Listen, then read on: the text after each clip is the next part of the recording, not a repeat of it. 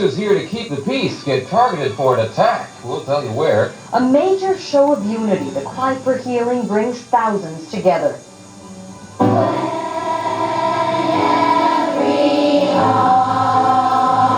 And Southland children sing for peace. I'm Larry Carroll. I'm Sylvia Lopez. Prime 9 News at 8 is next.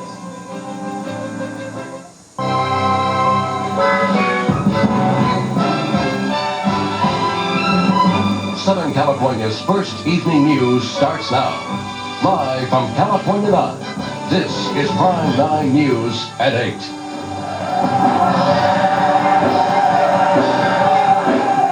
Amen to peace, amen to healing. Voices are raised in prayer throughout the Southland on this Sunday of calm in LA. The faithful look to a higher force for a lasting end to the violence.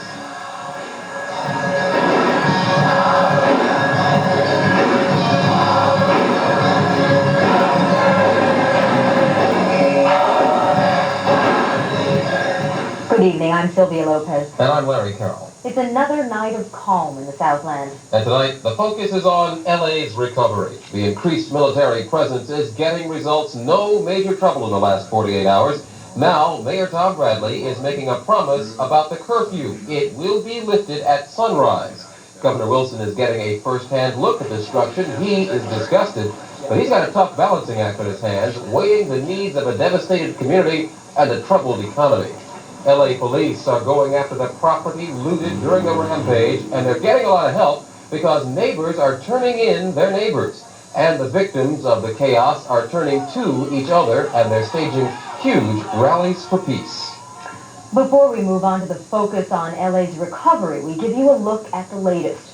The death toll climbed again today from the riots. 50 people are now dead. The latest victim, a woman who suffered a heart attack during the first hours of the rampage. More than 2,000 people have been hurt, 200 of them on the critical list. There have been nearly 10,000 arrests.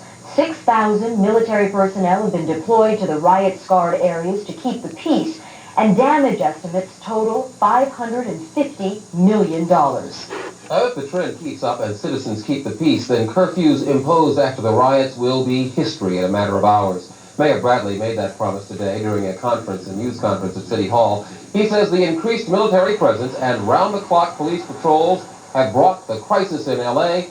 under control. I will continue the curfew citywide through Sunday night.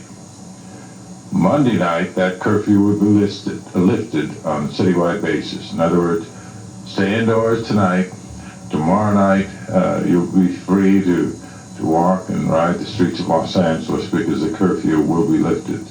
Right now, though, restrictions have been in place in the following cities. They include Beverly Hills, Burbank, Compton, Culver City, also a dusk to dawn curfew in Hawthorne, Inglewood, Long Beach, and of course Los Angeles. Also Pomona, San Fernando, Santa Monica, Westwood, and the unincorporated area of East Los Angeles.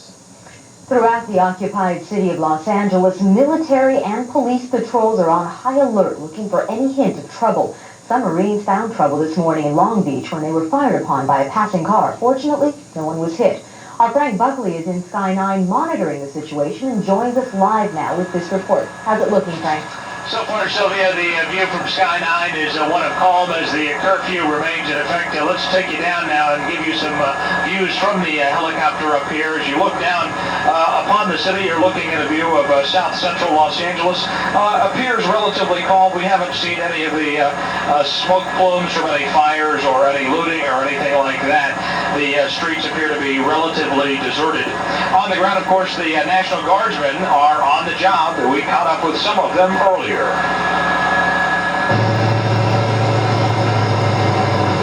National Guardsmen hit the streets again as Los Angeles moved into another day of curfew conditions. More than 4,500 Guardsmen are deployed, along with 1,500 Marines.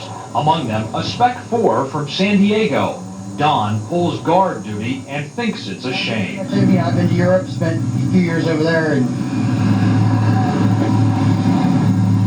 I never thought I'd be doing this in this capacity in my own country. I think it's pretty stupid. The Guardsmen look 100% military, but beneath the gear is a soldier citizen. They left civilian lives behind for sudden duty. They're as human as the rest of us. I don't think it's scary or frightening because nobody's coming by and being that scary or frightening, but you're apprehensive. You don't know what the person's going to do, so you are a little more alert, let's say. LA residents are showing appreciation for the military help. People coming by, stopping by, and dropping off something for the troops.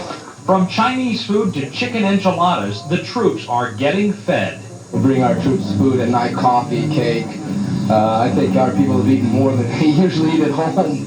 This barbecue was a community effort to say thanks at a looted ABC market. The store donated the food. Neighbors cooked it. Some don't like the military presence, but these volunteers say the Guard is always there for them in times of disaster and destruction. This was the least they could do in return. When those things happen, National Guard and police are there, the first people we look for. And we all say we can't get along with them, but we sure as hell can't get along without them. And for at least the next few days, all of us will be getting along with the military presence. And again, looking live, we're right over the LA Memorial Coliseum, and if you look closely down there, you can see that the National Guard presence is there. This is one of the staging areas, and the National Guard is on the job, of course, again tonight. The curfew remains in effect until tomorrow morning. The military presence will be on the ground until at least Wednesday, according to the county's Emergency Operations Center, and we'll be up here throughout the show with updates for you. For now, I'm Frank Buckley, reporting live from Sky 9. Larry, Sylvia, back to you. Thanks, Frank. We'll check with you later on. That military occupation of Los Angeles appears to be keeping the looters and the arsonists at bay. That's the idea. There have been very, very few reports of violent incidents in the area overnight. LA Police Chief Daryl Gates says if the situation remains calm, he hopes that the troops will be able to leave very soon. It was quiet last night. Is it over, you think? Well, I don't think anyone would want to speculate on whether it is or is not. We certainly hope it is. We're very pleased with what we've seen the last two nights. It's been very quiet, and last night especially quiet, and let's just hope that it is. President Bush has declared the region a disaster area, and that frees up federal funds for the cleanup effort. Sylvia? Governor Wilson toured an area hit hard by the riots. He then met with community leaders from various ethnic groups who want to rebuild their communities. But as Kimberly Moreau reports tonight, few people seem satisfied with Wilson's responses to their questions. Governor Pete Wilson came into Compton in a big way. A convoy of Marines, the Highway Patrol, Secret Service, and Compton Police. He toured a mini market that had burned to the ground. Few knew what was happening. Somebody say what's the name? Ranking was here. Rodney King, you think it was Rodney King? Yeah, right. Yeah. But Rodney King it wasn't. The governor looked over the ruins with the Compton City Mayor and other civic leaders. Well, first goal is to do what the people are doing. First goal is to assist the communities in cleaning up. But the next thing is to actually try and help people who are injured, people whose homes have been injured, people whose businesses have been injured, to get the kind of financial assistance that's necessary for them to get back on their feet. But the governor was vague as to where the assistance would come from. Later, as he met with more than a dozen Korean representatives, he said money from the state will be hard to come by. We don't know precisely the magnitude of the cuts that will be required, but it could be as high as $6 billion. There are estimates that it could be higher than that. But we are going to do what we reasonably can to assist people who have been victimized, because we think it only fair to give them the kind of help that will get them through. There is a consensus that to rebuild Los Angeles, state and federal funds are going to be necessary. And while Governor Wilson tried to be reassuring today, until there is actually a check in the mail and repairs are made, there are few who believe what he has to say. He basically could not give us one concrete remedy or relief that we could grasp hold of today. And I'm very, very disappointed. Seems like today he just read textbook. No one was quite satisfied with the governor's answers today. It will take money and time to solve the many problems that now face Los Angeles.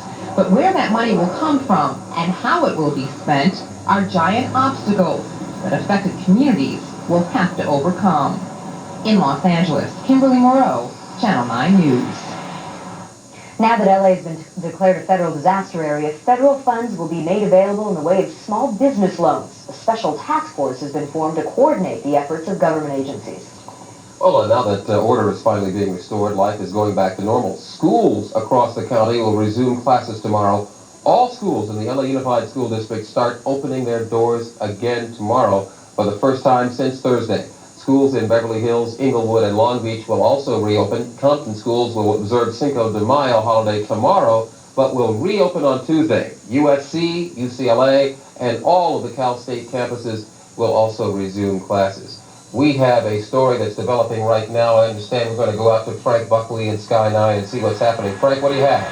Yeah, Larry and Sylvia, we are over the area around the intersection of Pico Boulevard and Vermont. That's north of Interstate 10, and you're seeing a scene down there. We're told that there is a shooting that may have involved a National Guardsman.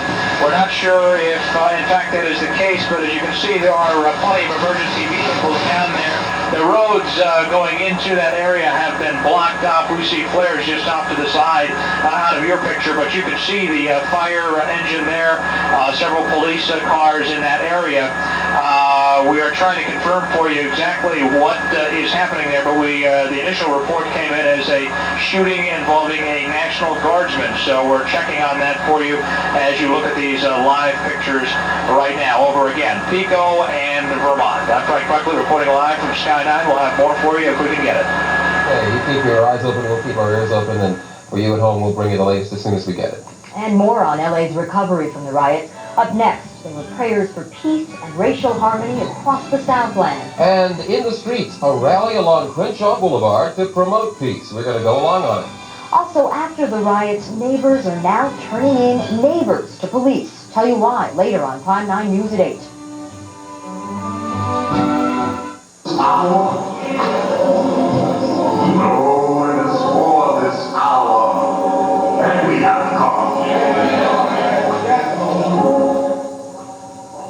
Prayers today for the victims of LA's racial unrest. Prayers that our city will heal and the pain we've suffered will bring us together.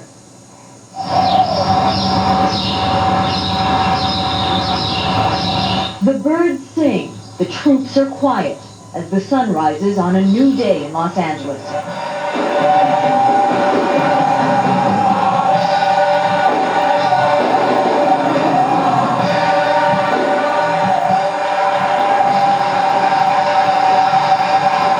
The healing has begun. There's no hatred here, only love. Their hands are raised as they ask for God's forgiveness. We have caused pain. We have been caused pain. And we hold this pain in our hands. Take these hands and help us build a new city. They shed tears for their devastated city. They pray for their burnt-out neighborhoods, and they speak of love. But too many times we react spontaneously, and we end up loving things and using people when we should be using things and loving people.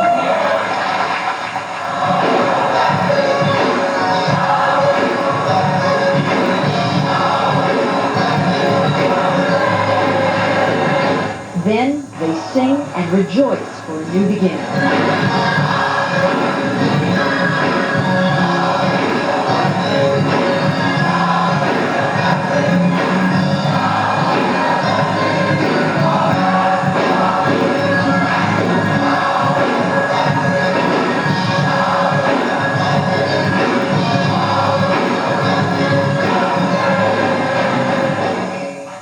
There are religious services like this one all over the Southland today, with everyone praying for the same thing: peace, healing, and love.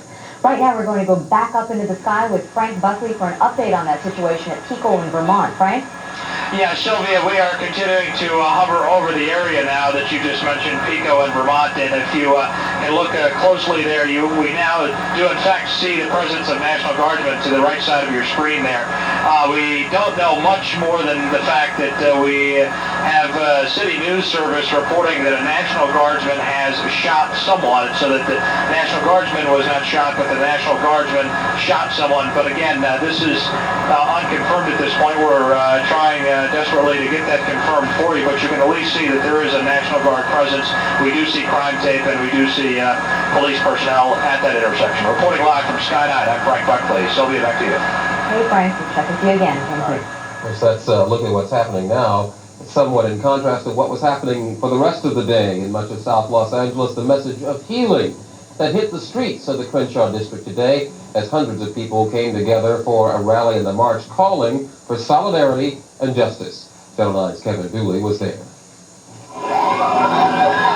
This is not an angry protest, but rather a march for peace made up of all races, young and old, rich and poor. It is a clear showing of unity and a call for change. It's 1992, and it's a time that all races unite.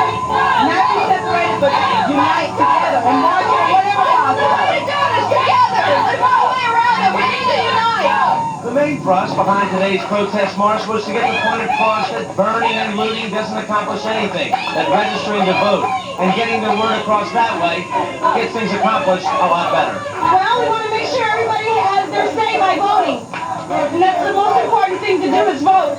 Tomorrow is the last day to register to vote for the June primaries. I think it's time we came together as a city and told those in power that they better get their act together and show some real leadership to turn things around. Hundreds came out here with paint and rollers in hand to cover graffiti-scarred poles and buildings to clean up the streets here. Rebuild America. Keep hope alive. Following the march, more than 500 people listened to the Reverend Jesse Jackson. His message, rebuild urban America and do it in the next 10 years. I say any money spent to bail out Russia must have a rider attached to it to bail out urban America.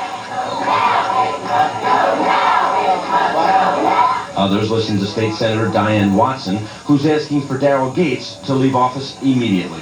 We also are going to start a program beginning tomorrow at sunrise to turn the headlights on if you want Daryl Gates to go now. Meantime, what these people say they want most is an end to the hatred and violence, and instead to come together as brothers and sisters and begin the healing process ahead.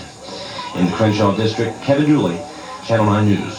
Well, more than 1,000 people in that hard-hit area were registered to vote at today's rally. Sylvia?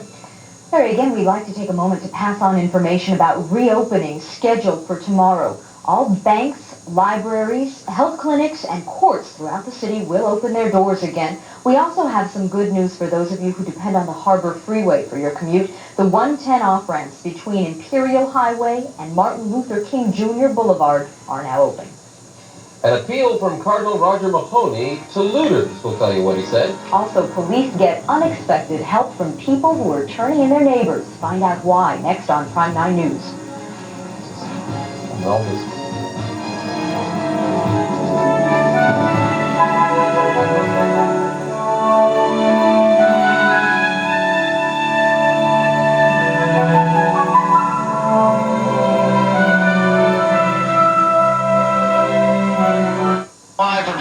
Frank Buckley. You're looking at the scene at Pico and Vermont. What we are seeing down there is the scene where City News Service is reporting that a shooting involving a National Guardsman has happened at this location. City News reports that the National Guardsman did the shooting. As we look down on the scene, we have seen some National Guard presence, also police presence, and that is the scene and story that we are following for you. If you look closely there, you can see the circles that usually indicates where they circled bullet casings, and that may be what we're witnessing down there. The extent of the shooting we don't know yet, but at least we can bring you that much at this point. I'm Frank Buckley reporting live from Sky 9. Larry, back to you. Very good, Frank, and we'll be back with Frank Buckley throughout the program as this story develops. It's really the first hint of trouble we've heard all day anywhere in the city, and luckily it seems to be under control at the moment. We will be back and check it out in a bit. Hundreds of suspected looters were arraigned at the Criminal Courts building in downtown L.A. today in a rare Sunday session. Thousands others are in jail waiting to be taken to court. The judge, lawyers, and court clerks are pledging to work as hard as they possibly can to speed up the process. Suspected looters are being charged with burglary, which carries a maximum sentence of 3 years behind bars. Bail is being set at $5,000 for less serious crimes. Some people are so angry over the looting, they're turning their neighbors into police. Reporter Walt Hunter found some honest citizens in Hollywood who wanted to save their community's good name. They're not price tags, they're evidence tags. And chances are the last time you might have seen any of this merchandise, it was being torn out of a store in the hands of looters. But today, it was the police department's turn to take the stolen items back. Hermetically sealed, and who moves their own stuff professionally wrapped. But this isn't just another story of stolen property, it's a story of pride. The reason police knew where to find the stolen goods is that honest citizens called, telling them where the loot was and who took it. It was terrible when they took it, and this is our neighborhood. We should have never took that furniture in the first place. Neighbors say the small number of looters made their entire community look bad. Well, I don't know, that's like that these people did this because this is our neighborhood. Now what are people going to think of Hispanics? Everybody's going to be, telling us, oh, you guys are, the Hispanics, the beaners are the ones who went out. And a lot of us didn't do it. I'm Hispanic and I wasn't out there looting like these people. For now, the stolen goods will rest in police evidence lockers. Many of the stores they were taken from burned to the ground. They no longer exist. As for the suspects, neighbors cheered as they were marched out in hand restraints. Residents hope that by cooperating with police to reverse the damage of the looting, they can at least take a small step toward restoring pride in their neighborhood. Walt Hunter reporting for Channel 9 News. Arrests were made at other locations in the neighborhood, and more suspected stolen goods were recovered. Larry? Cardinal Roger Mahoney today called on parishioners to return any merchandise they may have stolen. Mahoney celebrated Mass 6 times today in both English and Spanish at 4 different South LA parishes. Mahoney said that integrity must be restored before the community can be rebuilt. Stolen items will be accepted at any parish, no questions asked. At nearby Maranatha Community Church, Reverend Billy Ingram was tougher still. He called on members of his congregation with stolen property to return it or make full restitution to merchants. Hundreds of volunteers are bringing help to neighborhoods in South LA where people have been left desperate because their stores were burned down. At the Boys Market warehouse in South LA, volunteers filled 250,000 bags with groceries. The food is being distributed to people in the hard-hit areas. Actress Diane Ladd got involved with the effort after watching a woman and her son on TV. Them to say that she was one of the people that had been burnt out, and her little 9-year-old boy rested his head on her bosom, and they had a very futile look on their face, and I couldn't stand it. I started sobbing. You would like to help? The First AME Church at 2270 South Harvard Boulevard is accepting food, personal items such as shampoo, and money. The Fred Jordan Mission at 5th Street and Town Avenue in downtown LA is accepting blankets, food, and milk. And the Red Cross is accepting cash donations. Its phone number is area code 213-739-4543. Violence in Pasadena. A gunfight erupts between police and alleged gang members. We'll tell you whether it was related to the King verdict. Also ahead, find out how Peter Uberoth plans to heal the wounds left by the riots in LA. Next on Prime 9 News at 8.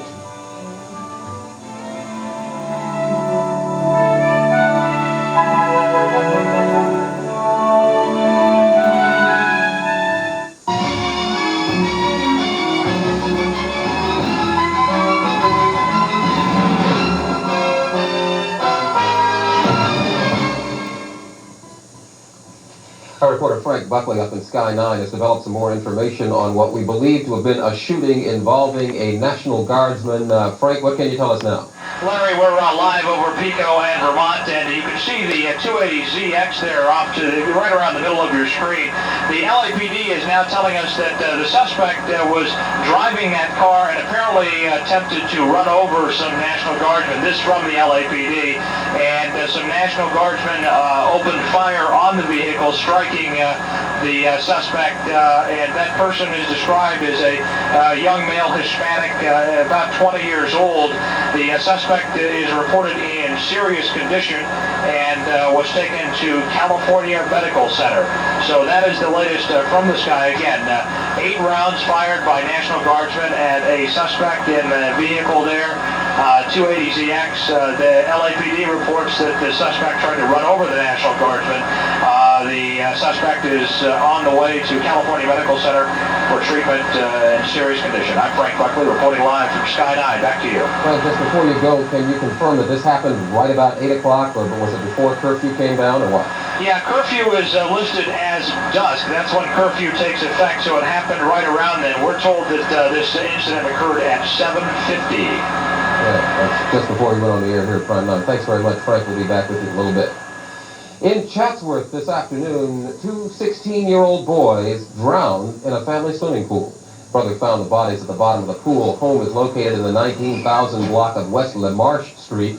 Efforts to revive those boys failed, and paramedics pronounced them both dead at the scene. Firefighters say they found a small, spray-type pressurized canister in the bottom of the pool. Canister had no label, and the hazardous materials team was called in to identify its contents.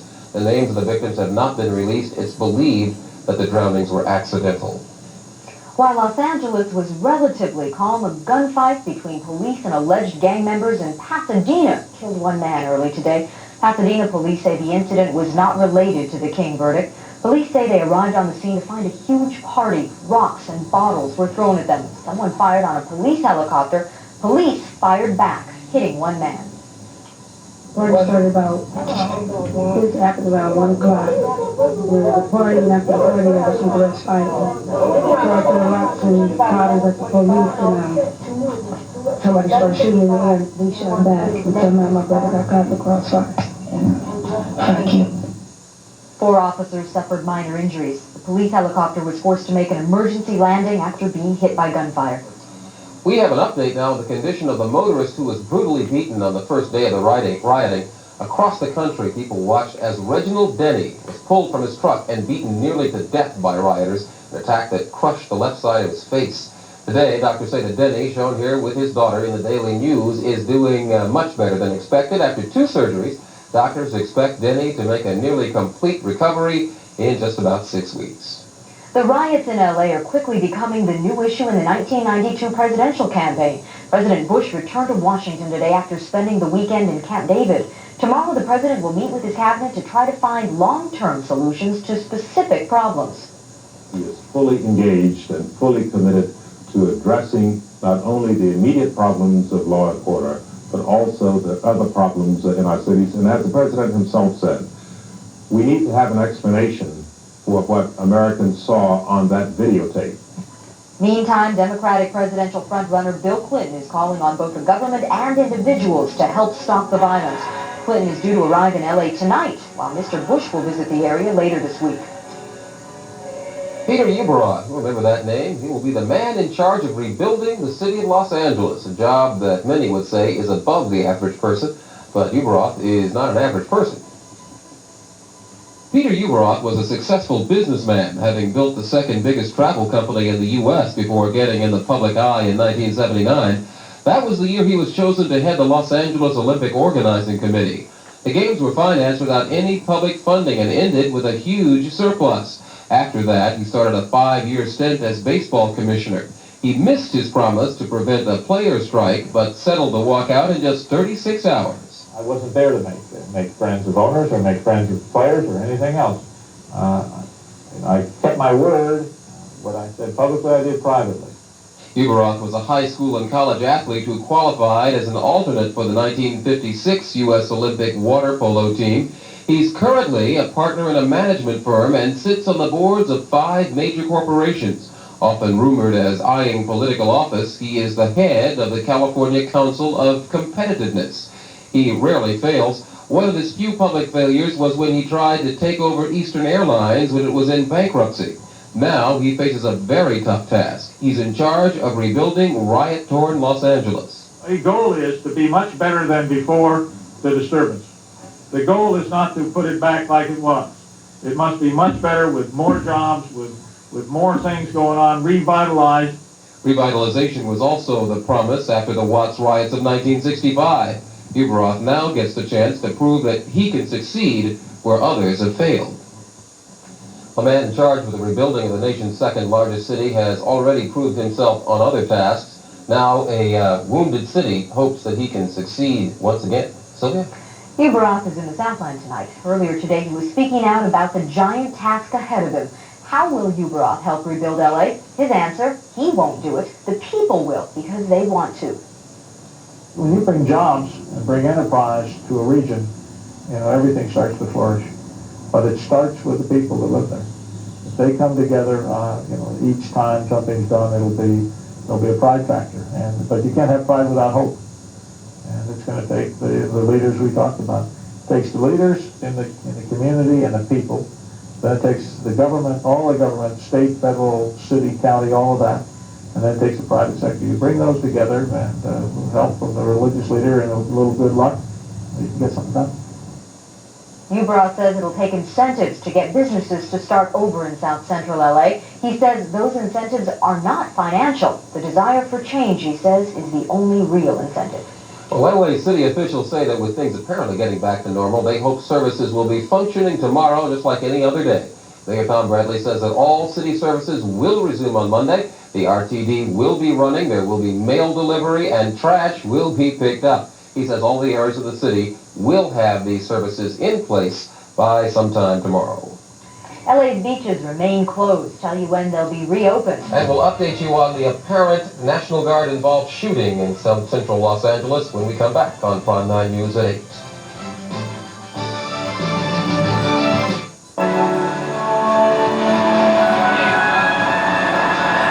Buckley reporting live from Sky 9 as you look at the freeways leading into downtown Los Angeles. This is the scene that the commuters will be facing tomorrow morning as the curfew lifts Monday morning. Rush hour will return and this freeway will undoubtedly be jammed. The curfew ends tomorrow morning.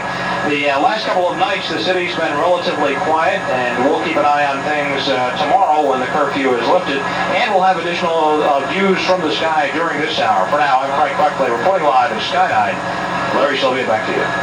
Thanks, Frank.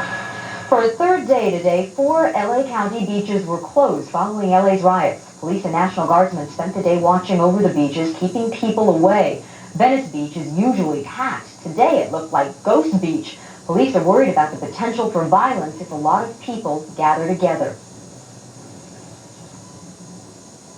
We have National Guardsmen back here on Oceanfront Walk, and we have LAPD in their beach patrol blazer on the beach, and they are enforcing that curfew. Well, this is probably the safest that this beach has been for years now. It's very sad because it symbolizes what's going on in the whole city. I think it's a big drag, and I think that they're like overreacting after the fact,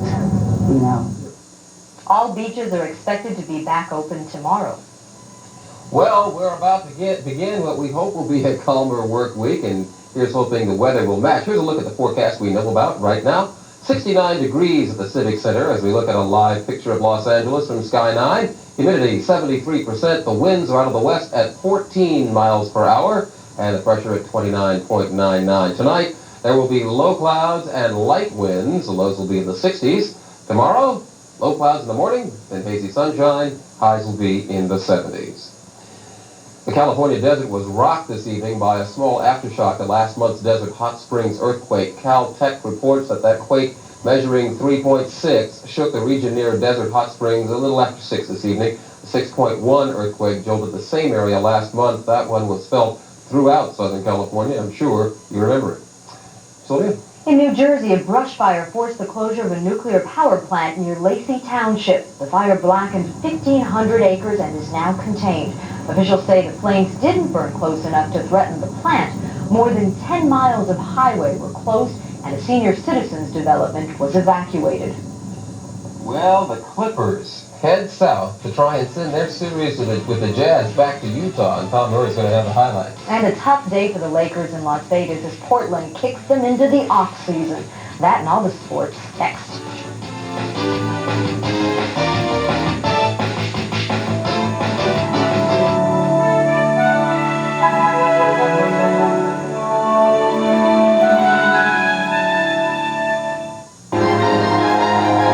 the crisis in LA. As the Southland struggles to understand and to maintain the peace, stay tuned to KCAL TV for the information you need to stay safe and stay informed. Comprehensive updates each night on Prime 9 News. And complete reports on events as they happen, day or night, on KCAL TV. For obvious reasons. Good to see you. It's good to be here, and we're losing playoff teams at a rapid rate here, but we've got one left anyway. Who would have ever thought that on the first weekend of May, the only surviving LA team in the playoffs would be the Clippers? Well, that's the case. We'll talk about them in a bit. First, the Lakers played the Blazers in Game 4 of their series. Lakers down 2-1. They had to play in Las Vegas because of the recent rioting here in LA. Because of that, there was a moment of silence in the Thomas and Mack Arena before the game. But the silence quickly turns to cheers for Portland as the Blazers control from the outset. Terry Porter's drive gives the Blazers an early 7-0 lead. Lakers try to stay in, and Tony Smith takes it all the way for the layup to cut that lead to 1, but LA fades from there. Portland on a 3-on-1 break. Clyde Drexler finishes in high style, 2 of his game-high 26. Time running out in the third period. Cliff Robinson gets the three-point prayer to bank in. Blazers send the Lakers home with a 102-76 win. I think guys are excited. I think guys are kind of pissed off because we have to go through all these channels to play the game. And I think we're not pissed off at anyone in particular. We're pissed off at ourselves because if we had closed it out on Wednesday, we could have been home Thursday morning. Quiet little Frank there. Like the Lakers, the Clippers also had to leave the city to play the 4th game of their series against the Jazz. Anaheim Convention Center a lot closer than Vegas, and that must have helped the Clips. They take a 9-point lead here, and Danny Manning grabs a loose ball, dishes to Kenny Norman, and he jams. Clips led 71-60. Karl Lamone, awesome. More so than usual. 44 points, 11 rebounds for the mailman. That ties at 84-84. But Ron Harper had a great day for the Clips. 26 points, 2 here on the driving scoop. Clips back up by 7. But back come the Jazz. Jeff Malone through the paint and in. Jazz led by 1, 105-104. But that's the last hurrah for the Jazz. Harper to Charles Smith. He hits inside. That makes it 108-105. Clips win 115-107. Game 5 tomorrow in Salt Lake City. Tonight we came in here and everybody just wanted to play really hard, and a lot of guys stepped up, like you said. It's been a tough week. It has been a tough week. You know, this is for the people of LA. You know, they're a great city, and you know, we're going to be all right here. All right, and there you see the schedule for tomorrow. Clippers play Utah tomorrow at 7:30. The winner goes on, the other goes home. The Madison Square Garden in Game 5 of the Knicks-Pistons series. Just before the half, Gerald Wilkins misses on the dunk attempt, but Patrick Ewing right there to show him how it's done. Knicks by 3 at the half. They build on that advantage early in the third. Greg Anthony with the drive and the foul, and a little lip service from Mark McGuire. Late in the fourth, John Starks puts it away with a 3-point bomb. Knicks advance to face the Bulls with a 94-87 win. Baseball. Angels are headed for Detroit after finishing a 4-game series with the Indians today in Cleveland. California led 3-2 in the 6th when Craig Worthington bloops one into right. Mark Whitten comes around to score, and the game is tied at 3 apiece. And it stays that way until the top of the 9th. Alvin Davis finds a hole between 3 Indians. Chad Curtis chugs around and barrels safely into home to score the go-ahead run. Yeah, he's safe. Next batter, Gary Gaetti, lost one into that same hole, and Whitten has trouble again. It's kind of bad news Bears time out there for the Indians. Hubie Brooks scores the insurance run as the Angels get 3 in the 9th to beat Cleveland 6-3. Elsewhere today, Detroit doubles up on Oakland. Minnesota doubles up on New York. KC beats Boston 5-2. Baltimore by 2 over Seattle. Toronto beats Milwaukee 4-1. Chicago beats Texas 5-3. Let's go back to Milwaukee for some highlights for you. Bob Uecker right there in the front row. Franklin Stubbs squirts one foul down the left field line. And check out another guy in the front row who gets the ball and then a little help from his friends without losing his pants. Very gracefully done there along the foul line. It was another big day for the A's. Mark McGuire walloping his 13th home run of the season today in Detroit. The A's lost 8-4. McGuire's on a tear. Dodgers, of course, game was canceled with Montreal today for the 3rd day in a row. Dodgers' next game is on Tuesday in Philadelphia. There they play the first 2 games of an 8-game Eastern swing. Elsewhere today, the scoreboard for you. Philly bombs San Francisco. Houston by 1 over Pittsburgh. New York blanks Atlanta 7-0. Cincinnati over Chicago, and St. Louis beats San Diego 7-1. Back we go to Cincy for the carpet burn of the day. Sammy Sosa coming on, diving and robbing Freddie Benavidez of the short base hit, but he takes a few slivers in the process. That hurts. And in the Mets 7-0 win in Atlanta, ex-Dodger Eddie Murray hits the 400th home run of his career in the 8th inning, only the 24th player to reach that milestone. Good for him, and the Dodgers miss him. NHL playoffs continue today. 3 games were played. We've got one of them to show you between the Rangers and the Penguins. Pittsburgh leads 3-1 in the second period, but the Rangers pull within 1 right here. Tony Amonte with the rebound and the goal, and it's 3-2. But the Penguins come right back. Ron Francis catches goalie John Van Beesbrook leaning the wrong way. It's 4-2 Pens. They go on to win by that score and take a 1-0 lead in that series. Montreal lost to Boston, so the Bruins have that 1-0 lead in their series against the Canadiens. And at the Campbell Conference, Edmonton beat Vancouver in overtime, so the Oilers lead that series 1-0. In golf, something unusual happened today at the Houston Open. Fred Couples didn't win it, neither did Davis Love. It seems both those guys have won every weekend, but not this time, because this guy, Fred Funk, shot a 62 yesterday, evolved into the lead, and never looked back. This long par saver as he builds a 2-shot lead going to 18, which is where he almost went into a Funk. Needing only a bogey to win, Fred nearly plunks his approach into the water, but his ball stays dry, and Fred flashes a smile of relief. Here he is tapping in for his first win after 4 years on the tour. And then you see Fred Funk at the top of the board over Kirk Triplett, Billy Ray Brown, Fulton Allen, and Fred Couples. This was a tester. Back to Vegas, in this week's senior tour stop, Lee Trevino leads Orville Moody by a stroke on 18. Watch his approach suck up to the hole, and it's a good thing because that's Moody's ball right there waiting to be tapped in for a birdie and a tie, but Lee had to tap in this birdie for the win, and he drains it, not as easily as Orville did, and that's his 3rd seniors win in a row for Lee Trevino, who wins by 1 over the Sarge. Dale Douglas 3 strokes back, Butch Baird and Larry Loretti tied at 6 under par. In the LPGA Centel Classic, Danielle Amakapani won by 1 stroke over Colleen Walker and Michelle Still and Liselette Newman. And that's it in sports tonight. I'll see you tomorrow. All right, we'll keep our fingers crossed for the Clippers now. Yeah, game 5 tomorrow night. Anything can happen. Break out your cliches. That's you know? right. This is history time. Someone to root for. Destiny team. Come on, guys. Thank you. Okay. Up next, the death tonight of one of America's best-known child psychologists. And in these troubled times, some school children are trying to make a difference with a song. Next.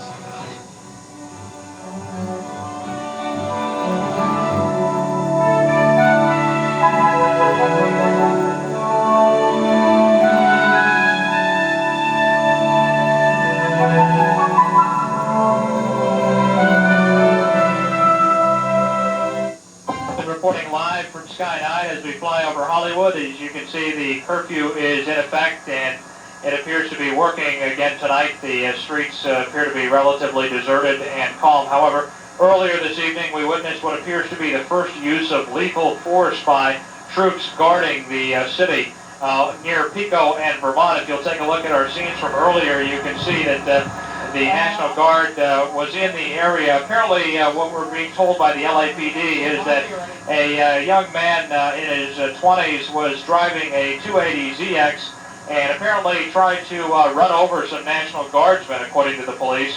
The National Guardsmen opened fire on the man, 20-year-old, or around 20 years old. They hit the suspect. The suspect is reported in serious condition, taken to California Medical Center. And the National Guardsmen, we're told, fired about 8 rounds at the suspect. So that is what happened over at Pico in Vermont. We are live over Hollywood, and that is the situation in the city tonight. I'm Frank Buckley, reporting live from Sky 9. Back to you. The rest of the city seems pretty calm. Indeed. One of America's best-known child psychologists is dead tonight. Dr. Lee Salk, author, researcher, and a familiar figure in the media, died of a heart attack at the Sloan Kettering Hospital in New York, where he had been undergoing treatment for cancer. Salk saw himself as an advocate for the child and built his career on the issues surrounding parenting. Lee Salk was brother to Jonas Salk, inventor of the polio vaccine. Lee Salk was 65 years old. Sylvia? He's a well-known actor, director, and a popular guest speaker at schools. But these days, Edward James Olmos has played the roles of organizer, street cleaner.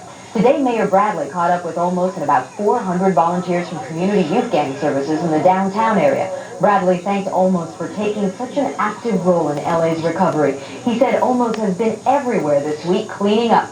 Always the role model, Olmos said people should join in a cleanup to send a positive message to children.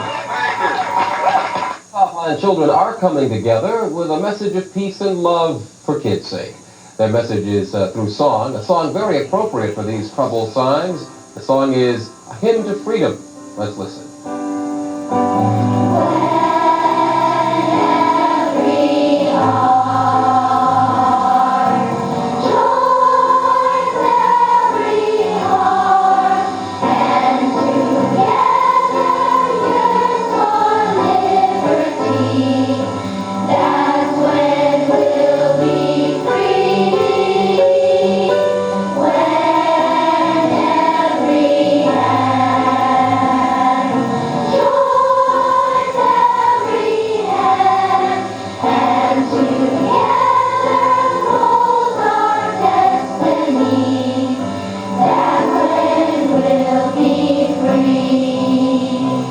These kids are part of the 6th annual choral festival. They're from LA, Pasadena, and Duarte, and they've all come together to help heal our community. It's very comforting to see those young faces. Isn't it, though? Yeah. It's the best.